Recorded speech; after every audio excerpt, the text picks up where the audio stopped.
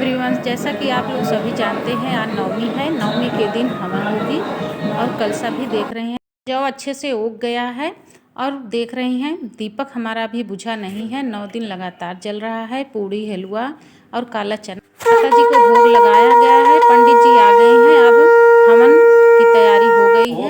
हवन करा रहे हैं पंडित जी। घर पर हम कैसे हवन करेंगे ये भी अच्छे से एक एक करके देख रहे हैं और पंडित जी क्या बोल रहे हैं वो भी आपको समझ में आ रहा होगा। यदि घर में पंडित जी नहीं है तो यह हवन बिना पंडित का भी कर सकते हैं। पंडित जी अगर नहीं है तो आप अपने हिसाब से यह वीडियो देखने के बाद हवन कर सकते हैं। इसमें एक एक स्टेप पंडित जी बता रहे हैं, उसी तरह से फॉलो करना है और बहुत विधि विधान से यह हवन हो जाती है। पंडित जी बहुत ही आराम से यह हवन करा रहे हैं। ये पंडित जी स्नान करा रहे हैं।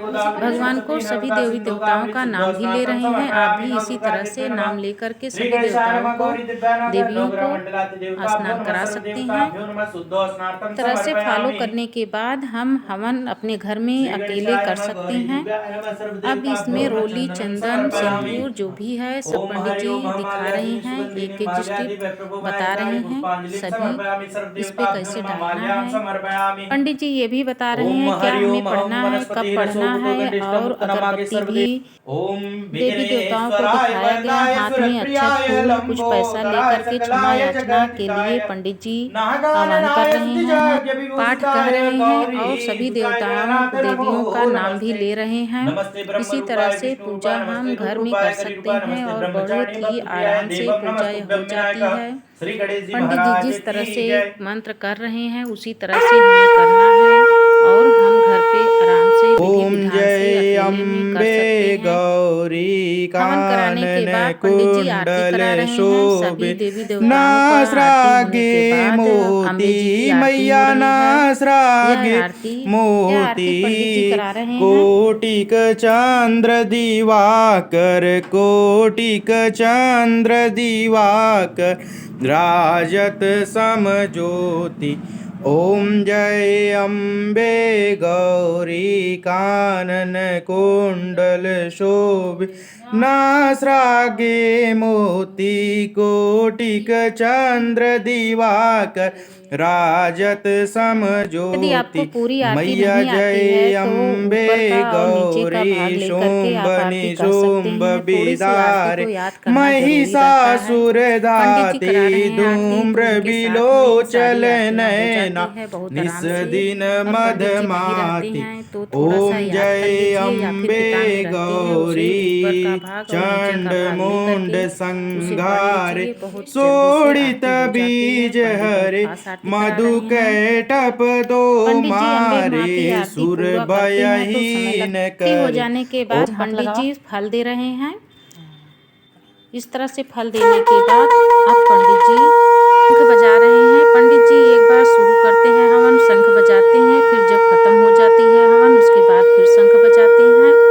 इस तरह से 2 बार बजाते हैं शंख को। अब रह गया कलशा हिलाने के लिए।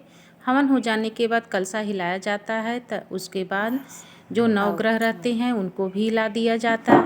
हवन कराने के बाद जो हवन का धुआं रहता है सारे घरों में दिखा दिया जाता है। उससे जो कीड़े वगैरह रहते हैं नष्ट हो जाते हैं। पूड़ी, हलवा जो प्रसाद में चढ़ाया जाता है वो सभी को बांट दिया जाता है और इसके बाद पंडित जी शंख बजा करके नवमी की हवन समाप्त करते हैं। अब हवन समाप्त हो जाने के बाद पंडित जी को प्रसाद और दक्षिणा दिया जाता है। दक्षिणा देने के बाद आप मंदिर जा कर के दर्शन कर सकते हैं। मैंने मंदिर आई हूँ दर्शन करने के लिए।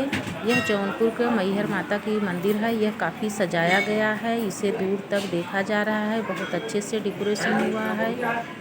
पूरे माली भी माला लेकर के सजे हुए हैं। घंटा बजाने के बाद दर्शन के लिए हमने मैहर माँ को दिया है माला फूल। पंडित जी चढ़ा रहे हैं। चढ़ाने के बाद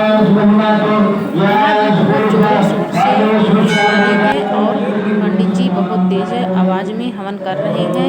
मैहर माता की मंदिर बहुत ही अच्छे से सजाया गया है और चारों तरफ गुब्बारा भी लगाया गया है।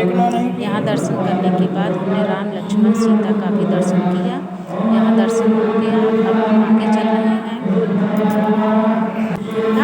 मंदिर आने के बाद बहुत अच्छा लगता है, क्योंकि यहाँ काफ़ी जगह है और भीड़ बिल्कुल नहीं है, आराम से दर्शन हो जाता है। जिसके पास ज़्यादा पैसा है, जिसके पास कम है, सभी लोगों को दर्शन मिल जाता है। यहाँ पर कन्याओं को भी खिलाया जा रहा है। मैंने प्रसाद भी ले गया था, पूड़ी हलवा सभी कन्याओं को खिलाए यहाँ पर। कन्याओं को कुछ पैसा भी दिया। ये लोग बहुत खुश थे। 9 दिन के व्रत रहते हैं, वे 9 दिन का व्रत हवन कराने के बाद मंदिर जा सकते हैं और दर्शन कर सकते हैं। लोग 9 दिन का व्रत हैं, वे सुबह सोमवार के दिन अनाज खा सकते हैं। आज उनका उपवास है। धन्यवाद।